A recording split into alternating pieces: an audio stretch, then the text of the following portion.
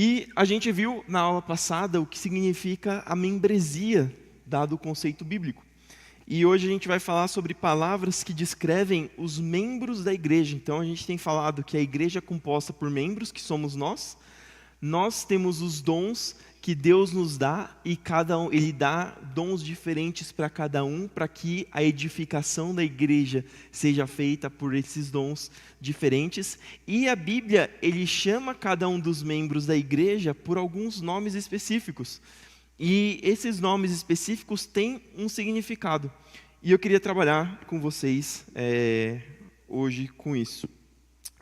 O versículo-chave dessa lição está lá em Efésios 4:15, que diz: mas, seguindo a verdade em amor, cresçamos em tudo naquele que é o cabeça, Cristo.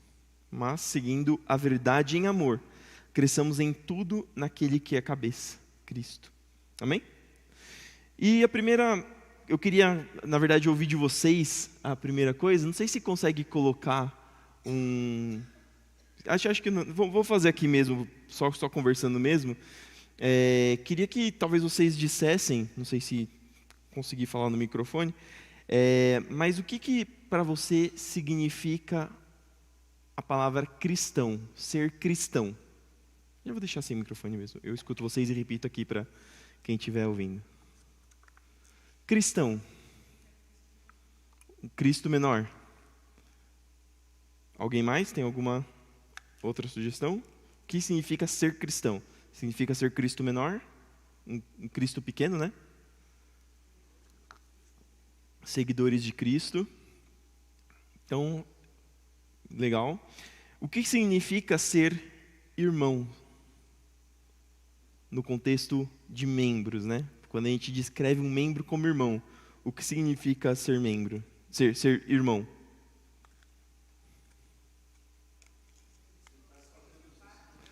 Todos filhos do Pai. Tentar seguir os ensinamentos. Alguém mais? Irmãos? A terceira palavra, o que significa ser crente? É diferente, né? Cristão, crente, às vezes as pessoas usam como a mesma coisa, mas são palavras diferentes. O que significa ser crente? Crer, que acredita, né? Que acredita. Sim. Inclusive, a própria Bíblia diz que o diabo é crente. Não sei se vocês já viram isso. A Bíblia diz que o diabo é crente. Ele diz que o diabo crê em Deus e treme na presença de Deus. Ou seja, ele acredita. Ele não segue Deus, ele não segue os ensinamentos. Ele se rebelou. Mas ele crê que Deus existe. O que significa, aí é um pouco mais difícil, ser peregrino?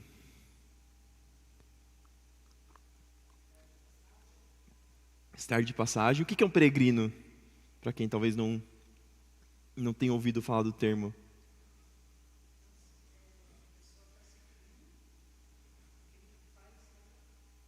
Está seguindo? Certeza.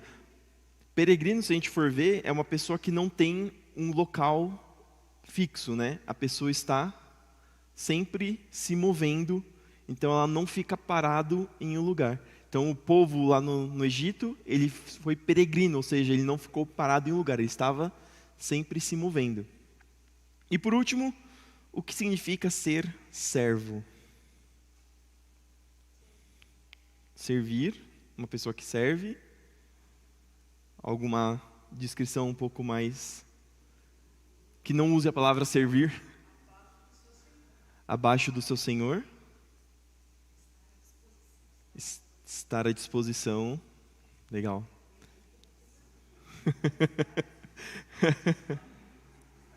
Estar disponível. Legal. Então, a gente vê que, como a gente falou, que a palavra de Deus traz esses termos. E a gente vai passar por cada um deles vendo um pouco mais a fundo do que significa. Então, só lembrando o versículo que a gente viu na aula passada, coloca Efésios 2:19, por favor, Marquinhos. A gente já leu o 19 e o 20. Efésios 2:19. Diz o seguinte, ó, portanto, vocês já não são estrangeiros nem forasteiros, mas concidadãos dos santos e membros da família de Deus. No caso aí ele está dizendo que não são forasteiros, mas não no contexto em que a lição está trazendo, né? No caso é que vocês não são mais estranhos, vocês não estão mais perdidos, mas estão dentro de uma família santa, edificados sobre o fundamento dos apóstolos e dos profetas, tendo Jesus Cristo como pedra angular. Então a gente viu até o desenho acho que 2 aulas passadas, né? Que é Jesus é a pedra, os ensinamentos dos apóstolos são os pilares e a igreja está fundada em cima disso. E dentre as palavras que a gente teve, a primeira é cristãos. Coloca para mim Atos 11, 26.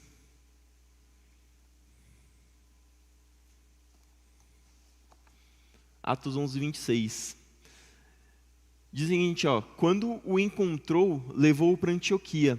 Assim, durante um ano inteiro, Barnabé e Saulo se reuniram com a igreja e ensinaram uma considerável multidão. Próximo. E em Antioquia, os discípulos foram chamados cristãos pela primeira vez. Aqui, se você for ver na revistinha, ele vai ter mais 2 lugares, que é Atos 26, 28 e 1 Pedro 4, 16, mas sempre trazendo nesse contexto de que as pessoas que seguiam a Cristo estavam sendo chamadas de cristãos. E é interessante, porque a palavra cristão, ele é formado por Cristo, pela palavra Cristo, e o sufixo latino, ão, que ele significa geralmente partidário de. Então, que é adepto a. Ou seja, aquele que é adepto aos ensinamentos de Cristo eram os cristãos. Você tem também, às vezes, o eno. Então, os cristãos também eram, às vezes, chamados de nazarenos. Isso num contexto um pouco mais pejorativo, porque Nazaré é uma cidade muito pequenininha. Então, quando eles falavam que era nazareno, eles falavam assim, aquele povo daquela cidade pequenininha lá, que segue os ensinamentos daquele qualquer. Então, nesse sentido pejorativo, eles também eram utilizados. Mas se difundiu que os cristãos são aqueles que seguem os ensinamentos de Cristo. E aí a gente levanta algumas questões, né? Porque o que significa na prática ser um seguidor de Cristo? Ser um cristão, o que significa na prática ser um seguidor de Cristo? A gente sabe que é o que seguem os ensinamentos de Cristo, mas o que significa isso na prática? Andar em obediência. Eu imagino que não fazer, talvez vocês concordem comigo, não fazer coisas que Cristo não faria. Se você anda de acordo com o ensinamento de alguém, você não faz o que aquela pessoa não faria, certo? Amor ao próximo, que é um dos ensinamentos de Cristo. E a minha grande questão é, todos que se dizem cristãos são cristãos?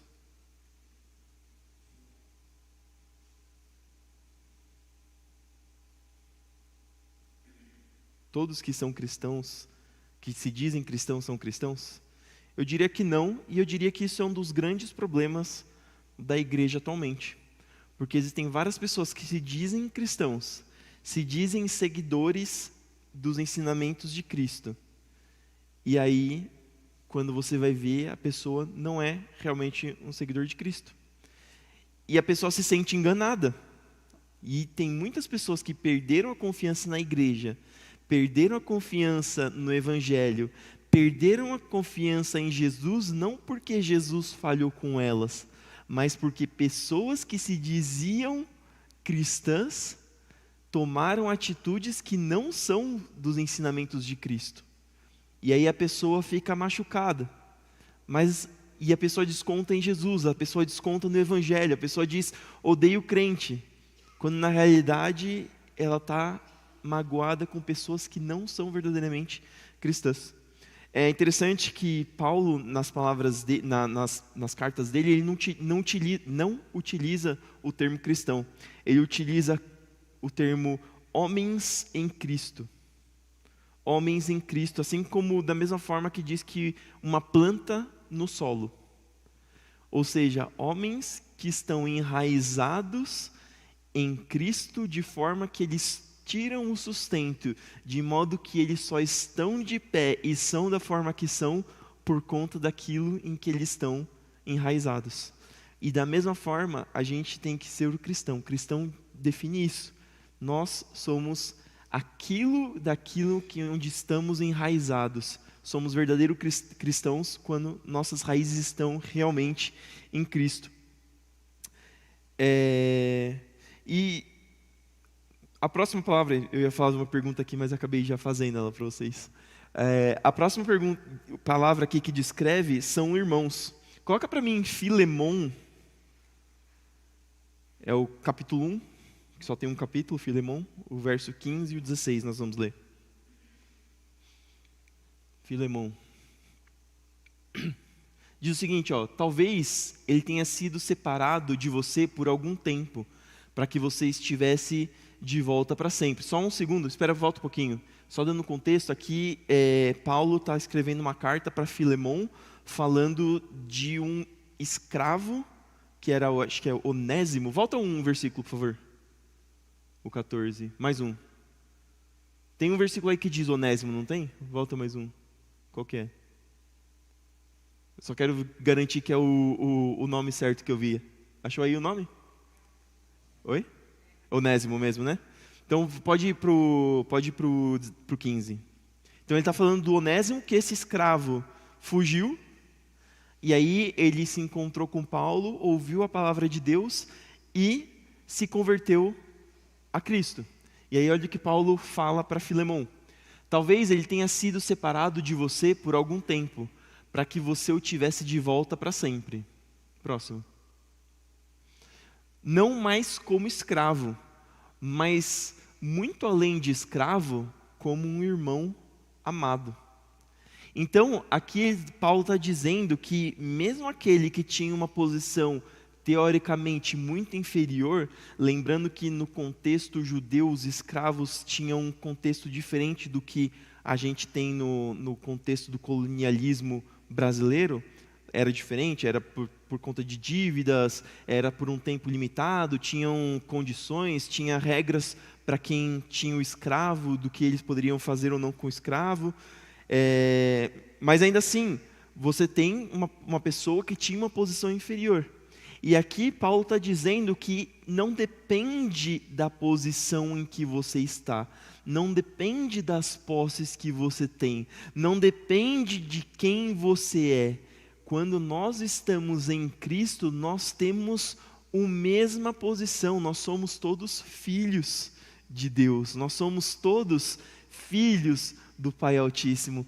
Por isso nós somos irmãos, isso nos torna com o pé de igualdade. A Bíblia diz que nós fomos resgatados do império das trevas e fomos adotados por Deus, para que a gente não fosse mais escravo do pecado, mas para que nós pudéssemos ser filhos de Cristo. E ele traz isso. E é interessante porque o que tem de comum entre irmãos? Geralmente o sangue, mas você pode ter irmãos que são adotados, e até quando são irmãos que são adotados, eles vão ter a mesma origem, então eles vão vir do mesmo lugar, né, quando crescendo, né? Eles vão ter a mesma natureza, porque estão sendo ensinados pelos mesmos pais, eles vão ter recebido as mesmas oportunidades, os mesmos ensinamentos, e dessa forma é a mesma coisa, nós temos a mesma importância, nós temos a mesma origem, nós fomos todos resgatados do pecado, como eu falei, e nós temos todos a mesma natureza, que somos feitos filhos de Deus. Então nós passamos, quando nós dissemos que nós somos membros da igreja, nós também podemos dizer que nós somos irmãos, iguais em importância, iguais em chamados, iguais em Pai que abençoa e repreende da mesma maneira, porque somos todos da mesma natureza. E como que irmãos agem quando eles discordam?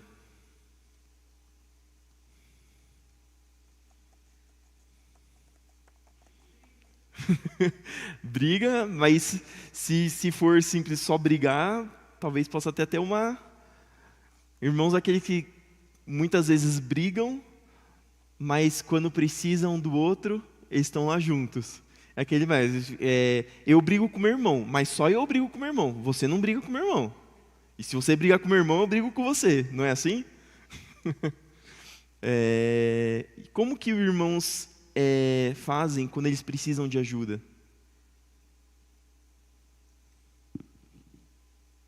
Como que irmãos agem quando eles precisam de ajuda?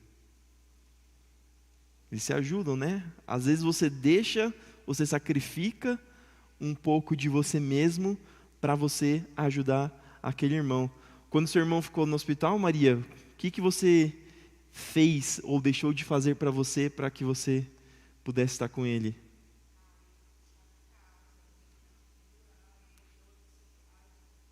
A gente deixa nós mesmos para que a gente possa ajudar. E é da mesma forma que Deus quer que nós nos olhemos como membros da mesma igreja, como irmãos. Aqueles que às vezes deixam os seus próprios afazeres, às vezes deixam as suas próprios,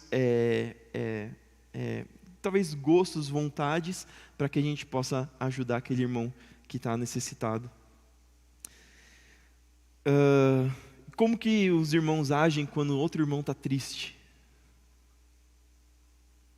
Se um seu irmão chega triste, o que você faz? Acho que te machuca também, né? Então a gente tem que chegar no nível em que quando o nosso irmão está triste, a gente também fica triste. E quando seu irmão está feliz porque teve alguma conquista, alguma coisa, você se alegra junto. É da mesma forma. Oi? Glória a Deus. Então é assim que a igreja é vista pela ótica de Cristo. E o terceiro é crentes e fiéis. São duas palavras, e é interessante porque... Vamos ver 1 Timóteo 4,12, que fiel, a palavra literalmente significa aqueles que creem. Então ele é fiel, você é fiel, se você tem fé, você crê em alguma coisa, você tem por certo de que aquilo é verdade. 1 Timóteo 4,12. 1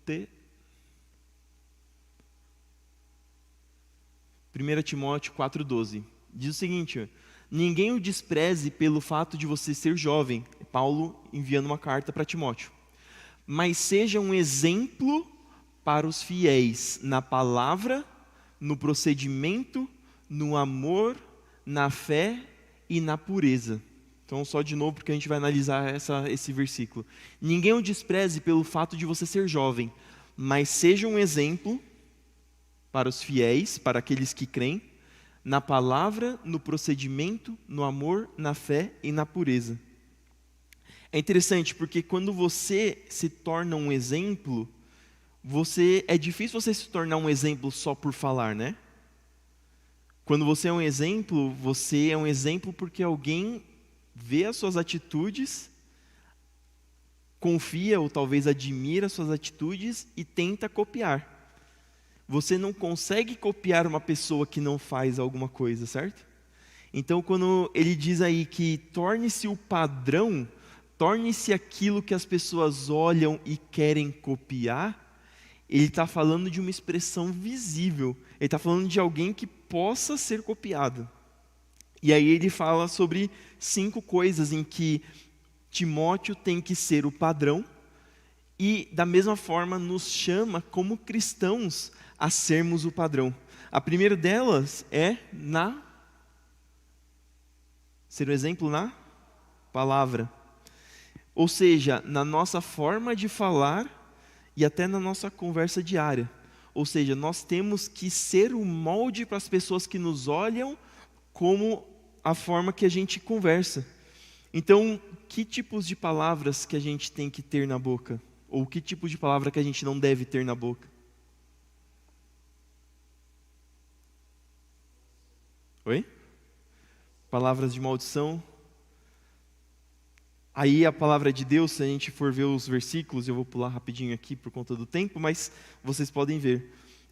Palavras que trazem maldição, palavras que não edificam, palavras que são imorais, palavras talvez que são torpes, a palavra de Deus diz, palavras torpes, palavrões. E eu gosto mais do outro lado, porque quando eu gosto muito da Bíblia, porque a Bíblia traz diversos nãos, mas eles são todos justificados por um sim. Quando a Bíblia diz, não matarás, não roubarás, não cometerás adultérios, isso tudo são nãos para expressar o sim, que você tem que amar a Deus e você tem que amar ao seu próximo como a si mesmo. Todas as leis derivam disso, do amor. E aqui da mesma forma, todos esses nãos que ele traz à palavra vêm de um sim. A palavra de Deus diz que a nossa boca tem que dizer palavras que trazem edificação para as pessoas. Se nós temos que ser pessoas que aquilo que a gente fala traz edificação para os outros, a gente não pode ter palavra de maldição, a gente não pode ter palavra de indecência, a gente não pode ter palavras de mentira. E é engraçado porque a Bíblia diz que a nossa língua é um dos membros, do nosso corpo que é mais perigoso. E a gente pode ver, porque existem pessoas hoje que se matam por coisas que ouviram de outras pessoas. Existem pessoas que ficam muito mais machucadas de alma do que se levasse um castigo físico por algo que alguém disse, do que... Não existem pessoas que preferiam muito mais sofrer um castigo físico do que ouvir o que ouviram de alguma pessoa. Então a gente tem que ter muito cuidado com isso. Nossas palavras, segundo a Bíblia, dizem que tem que ser palavras que trazem edificação. A segunda, que a gente tem que ser um exemplo no nosso procedimento. Então a gente tem que expressar a nossa fé, expressar a nossa fidelidade para com Deus, não só naquilo que a gente fala, mas também naquilo que a gente vive. Então, o nosso modo de agir deve ser correto. Aquilo que a gente faz deve ser correto. Não adianta eu chegar aqui e falar, parecer ser uma pessoa muito boa, mas as minhas ações dizem o contrário. Então, a nossa palavra tem que estar coerente com o que a gente fala. Tem aquela palavra que Jesus diz, seja o seu sim, sim, e seja o seu não, não. Isso não está simplesmente dizendo para que a gente não minta, mas ele está dizendo que quando eu disser sim, tem que significar sim. Quando eu disser não, tem que significar não. Quando eu digo que eu faço alguma coisa, tem que significar que eu vou fazer aquela coisa. Então, a gente tem que procurar viver dessa forma. E como a gente diz, acho que até o Lincoln trouxe isso, a Bíblia...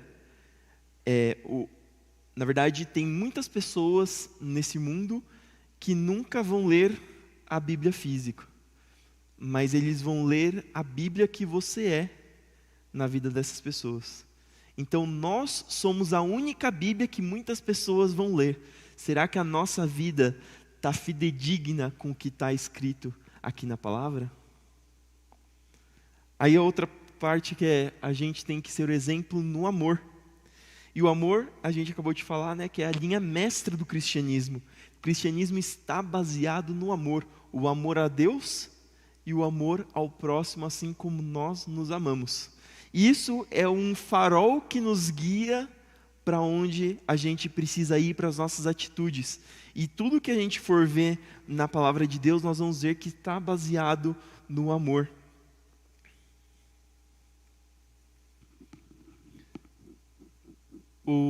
Será que os seus amigos, a sua família, reconhecem o amor que você tem, que você expressa? Será que nós estamos amando o suficiente? Será que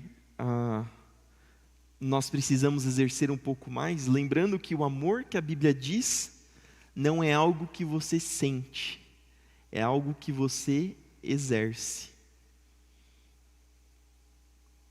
Que muda um pouquinho, porque no nosso linguajar padrão, a gente diz que a gente ama alguém porque nós sentimos alguma coisa diferente por aquela pessoa. No linguajar da Bíblia, nós amamos, porque nós amamos, nós fazemos o dever de Deus. Tanto que Deus diz para nós amarmos os nossos inimigos. Então eu oro pelo meu inimigo porque eu amo ele em Jesus. Significa que eu tenho que me apaixonar pelo meu inimigo? Significa que eu devo suportar as ações erradas daqueles que eu devo amar? Não, pelo contrário.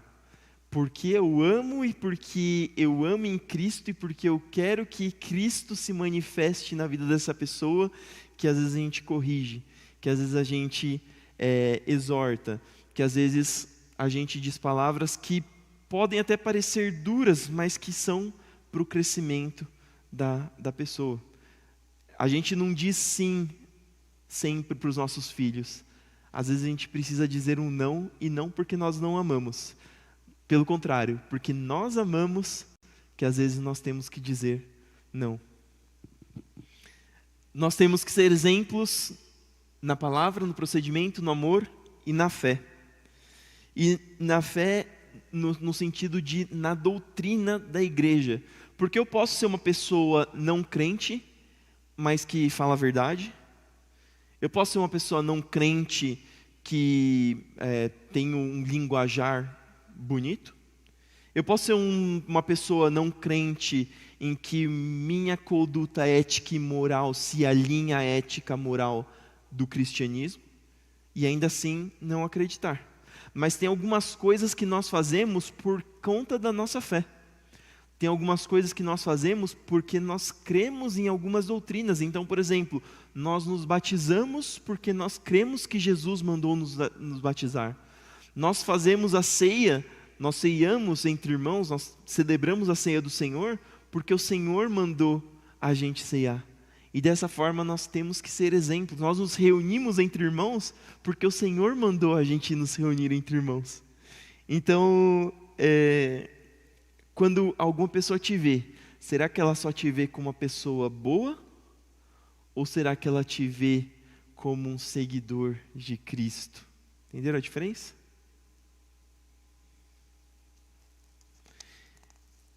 E por fim, nós temos que ser exemplo na pureza.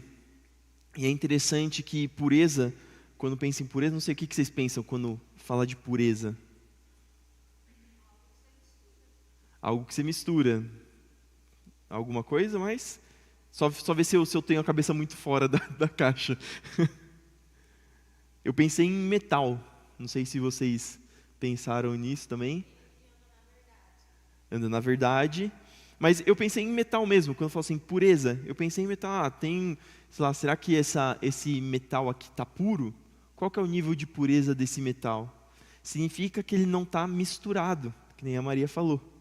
Ou seja, quando Deus nos chama a sermos puros, Ele diz que nós temos que evitar ter uma mistura, nós temos que ser condizentes com aquilo que nós professamos. A gente não pode acreditar na Bíblia e acreditar também em coisas que são contrárias à Bíblia.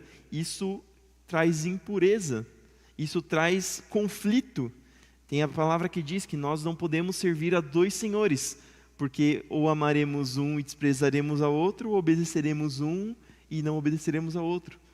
Então, nós temos que ser chamados a ser puros, ser sem mistura, ser fidedignos naquilo que nós acreditamos. E os dois últimos, rapidinho, só para terminar, perdão, passei um pouco de tempo. A outra palavra que descreve os membros é o peregrino. Então, falou alguém que não está no lugar. E a Bíblia nos convida a ter a mentalidade de peregrinos. Saber que nosso tempo aqui na Terra não passa de um sopro perto da eternidade. Não sei se vocês já viram aquela ilustração que trazem. A pessoa traz uma corda compridona e aí na pontinha da corda tem um manchadinho vermelho. Mas uma corda bem comprida. E um manchadinho vermelho. Aí ele fala assim, tá vendo esse manchadinho vermelho aqui, essa faixinha vermelha? Isso aqui é o tempo que a gente passa na Terra. O resto é eternidade. Então, às vezes a gente dedica a nossa vida àquilo que nós acreditamos, àquilo que a gente luta e àquilo que a gente se dedica por aquele pedacinho de nada, sendo que na verdade a gente devia estar olhando a eternidade. A palavra de Deus diz que nós somos estrangeiros aqui. Se você vai num hotel, vamos dizer um hotel, uma pousada, alguma coisa assim, você vai ficar procurando coisas para arrumar? Imagina que você vai estar de férias, você vai passar uma semana na pousada. Você vai ficar procurando ou fazer reparo na pousada que você foi? Imagino que todos nós somos civilizados e nós não vamos depredar a pousada, ou o hotel, o que quer que seja. Mas a gente não vai gastar nosso tempo tentando arrumar alguma coisa que não vai fazer diferença, porque daqui semana que vem nós não vamos estar lá. Quem é responsável por arrumar o que quer que seja é outra pessoa. A gente tem que ver da mesma forma a nossa vida aqui na Terra. Às vezes a gente gasta tanto tempo com coisas que não vão fazer diferença nenhuma e deixa de aproveitar aquilo que realmente nós viemos fazer aqui nessa terra. Então, eu gostei desse texto aqui da revistinha que diz: como peregrina, a igreja deve se concentrar em fazer o que a gente foi chamado para fazer. Isto é, ide, portanto, fazei discípulos de todas as nações, batizando-os em nome do Pai, do Filho e do Espírito Santo, ensinando-os a guardar todas as coisas que vos tenho ordenado. E eis que estou convosco todos os dias até a consumação dos séculos. Mateus 28, 19 ao 20. E ele complementa aqui, né, que é triste, porque às vezes a igreja se envolve com corrupção. A igreja se envolve com coisas que não fazem a diferença e deixam de fazer o mais importante, que é pregar o reino de Deus, transformar o mundo pelo poder da pregação. Então, nós temos que lembrar que a gente é peregrino. Será que a gente tem vivido como peregrino? Será que a gente tem vivido como alguém que vai estar aqui na terra só como um sopro? E que a gente pode fazer realmente a diferença para aquele que realmente nos colocou e nos chamou para estar nessa terra por esse período de tempo? E por último, servos. E parece até um pouco uma palavra um pouco negativa, né? Quando a gente fala de servo, dá a impressão que a gente tem que estar abaixo, alguma coisa assim. Mas na realidade a Bíblia não tem esse termo de servo como sendo algo pejorativo, tanto que a Bíblia diz lá em Marcos 10:45 que Jesus não veio para ser servido, Jesus veio para servir. Jesus, quando estava para morrer, o que ele fez com os discípulos dele? Ele lavou os pés dos discípulos. O mestre, o Deus de todo o universo, ele lavou os pés dos discípulos. Porque ele estava sendo menor do que os discípulos? Não, porque com amor ele estava querendo servir, trazer a necessidade. Tanto que eu gosto de dizer que quando ele vai lavar o pé de Pedro, Pedro diz assim: mestre, mas eu não vou deixar que o Senhor lave meus pés, eu vou deixar você fazer um trabalho que geralmente era um servo que fazia. Aí Jesus vai e diz para ele: se eu não lavar seus pés, você não tem parte comigo, você não vai ter comunhão comigo se eu não lavar os pés. Aí Pedro pega e fala assim: não, então se é assim, lava minha cabeça, lava meu corpo, lava meu braço, lava tudo. Aí Jesus falou: não, você só precisa lavar os pés. Então, ao mesmo tempo que Jesus estava servindo, ele estava ensinando Pedro, falando que aquilo que eu estou fazendo é o suficiente. E como mestre, estou dizendo que o resto não é necessário. Da mesma forma, quando nós servimos os nossos irmãos, quando nós nos colocamos como servos, nós temos que saber também que nós, ao mesmo tempo que somos servos, nós somos responsáveis por guiar os nossos irmãos a ter mais comunhão com Cristo. Então, é uma relação entre servir, ensinar, amar. Todas essas palavras não existem isoladamente. Nós somos ao mesmo tempo irmãos, nós somos ao mesmo tempo crentes e fiéis, nós somos ao mesmo tempo cristãos, nós somos ao mesmo tempo crentes, fiéis aos ensinamentos, nós somos ao mesmo tempo peregrinos, todos caminhando juntos, como um povo cansado que se ajuda a chegar a ir para o céu, e nós somos servos, um ajudando aos outros. Amém?